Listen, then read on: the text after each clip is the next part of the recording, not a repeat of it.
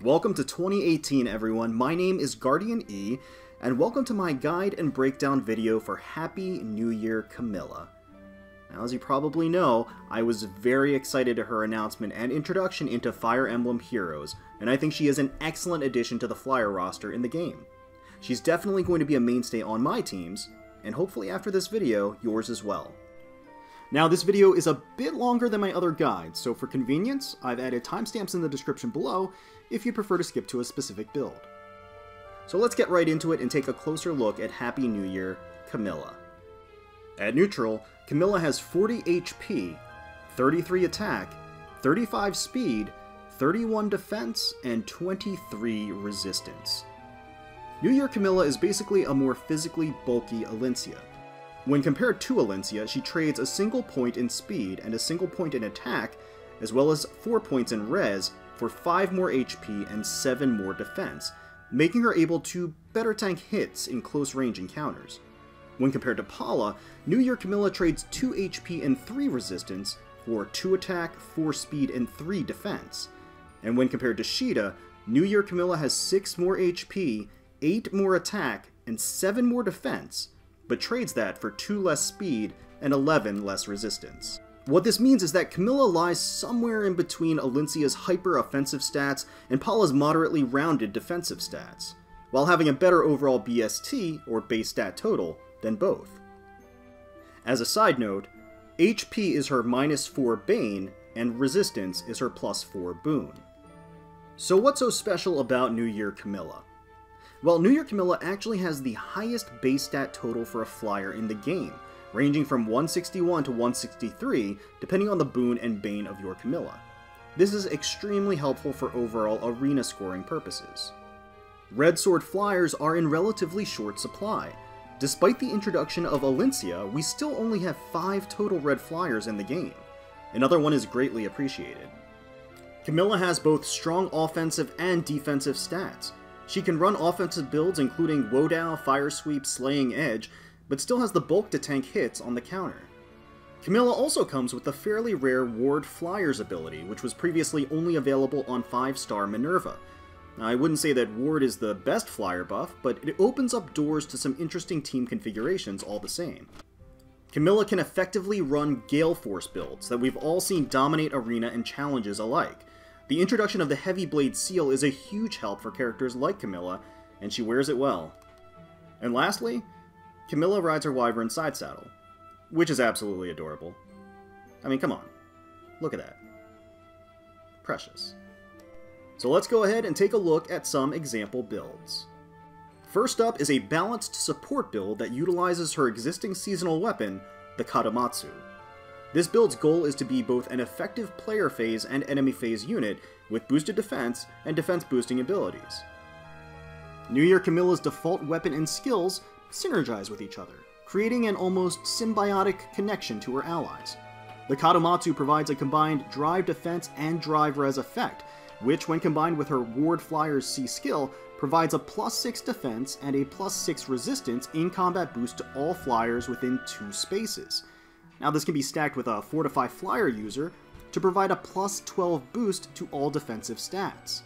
Camilla herself also benefits from sticking close to her team, as her unique A slot, Speed Defense Bond 3, provides a +5 boost to both speed and defense as long as she's sitting next to an ally. This creates a veritable fortress of boosted defensive stats as the flyers move forward in tandem. In this vein, you want to pick the defense upgrade path for her weapon, you want to keep her Speed Defense Bond A slot, and Ward Flyers. Bonfire gets the boosted damage from the defense boost and the defense bond. Swordbreaker makes matchups against speedy red sword users cleaner, ensuring doubles and preventing doubles against Camilla. Swordbreaker also provides the additional benefit of cancelling out other Swordbreaker user effects, leaving the speed stat to determine the doubling potential of the encounter. Heavy Blade 3 in the Seal slot ensures that Bonfire procs with every encounter as long as you meet that attack threshold of 1 attack over your opponent. This is why she will benefit greatly from having access to Goad and Hone flyers on her allies, as this will help to ensure Heavy Blade activations. Wings of Mercy or Flyer Formation are 2 other potential options for the B slot. allowing Camilla to teleport to the rescue and provide defensive or offensive support should one of her allies take significant damage.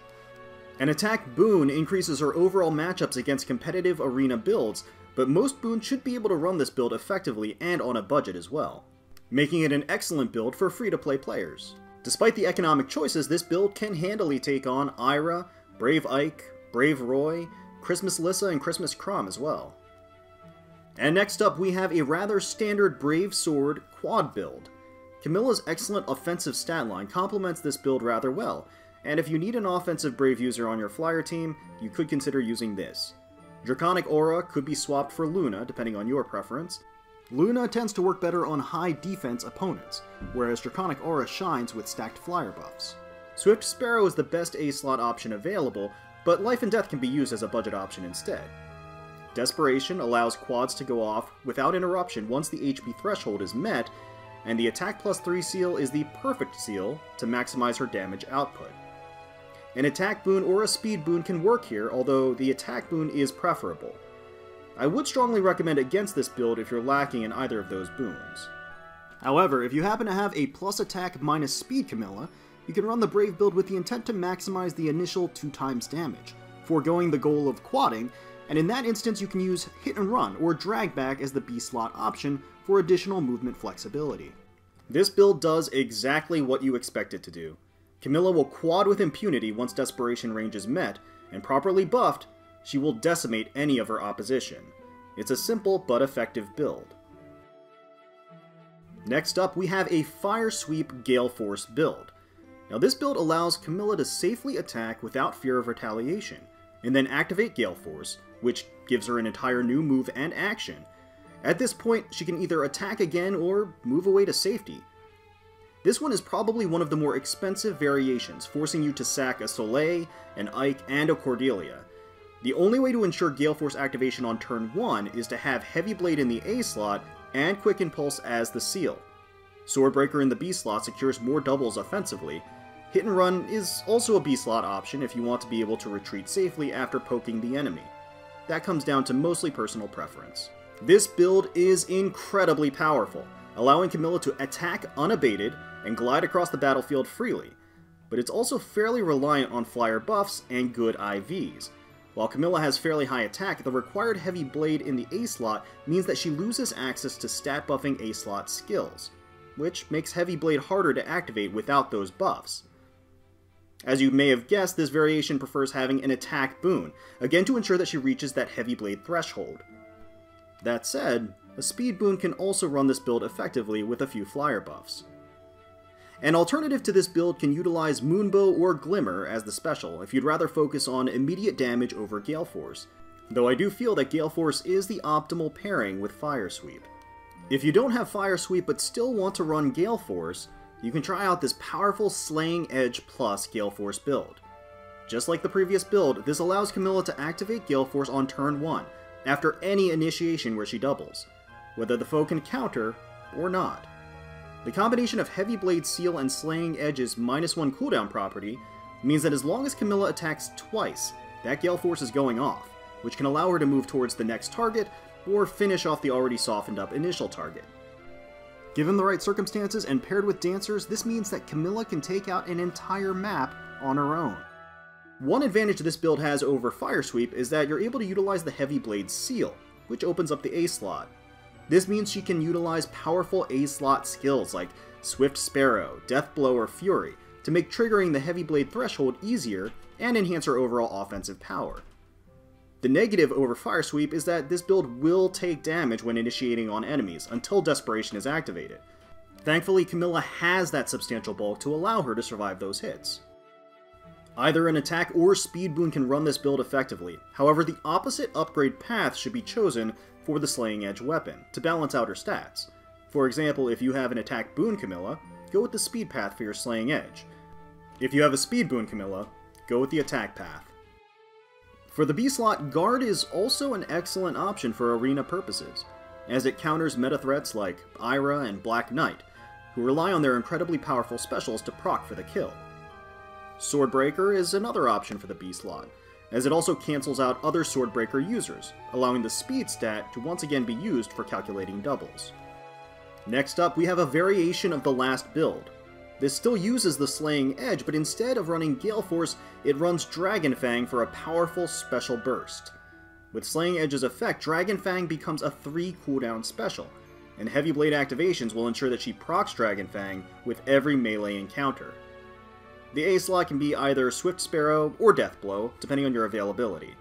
The B slot is also a bit flexible. With Guard, as with the last build, she'd be able to take on variations of Black Knight and Ira.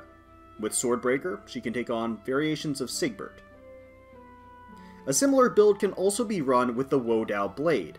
However, it must use Draconic Aura instead of Dragon Fang because it does not have the -1 cooldown effect of the Slaying Edge.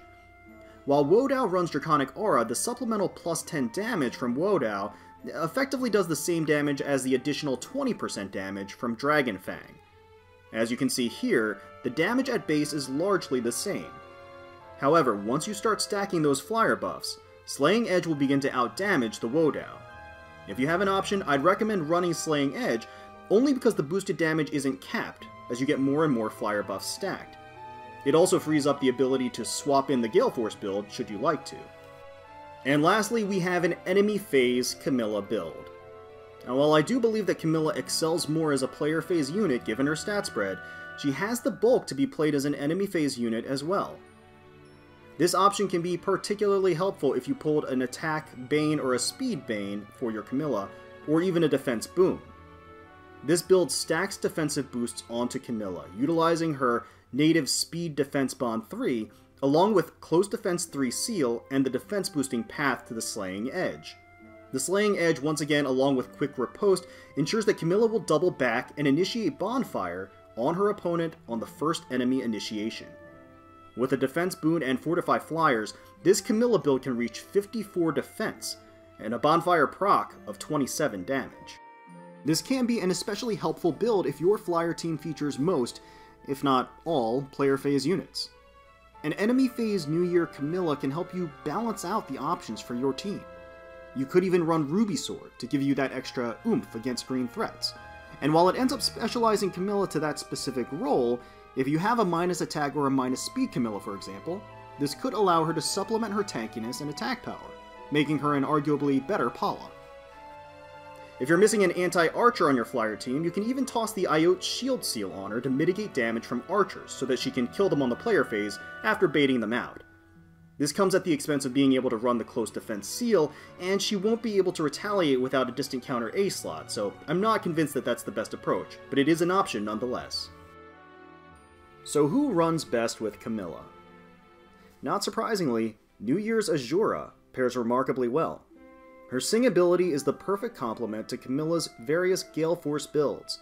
She runs Hone Flyers, which is critical for some Heavy Blade activations, and she is opposite the weapon triangle to handle some dangerous blues that get in her way. Hinoka and other blue offensive powerhouses like Cordelia and Tana work well with New Year Camilla as well, especially if they run Hone Flyers. Spring Camilla is another great pairing. Being green and a distant counter tank, she can take care of ranged threats and archers that come their way. Regular Camilla with distant counter and Iote Shield can work in tandem with New Year's Camilla as well, baiting out mage threats opposite the weapon triangle with considerable resistance.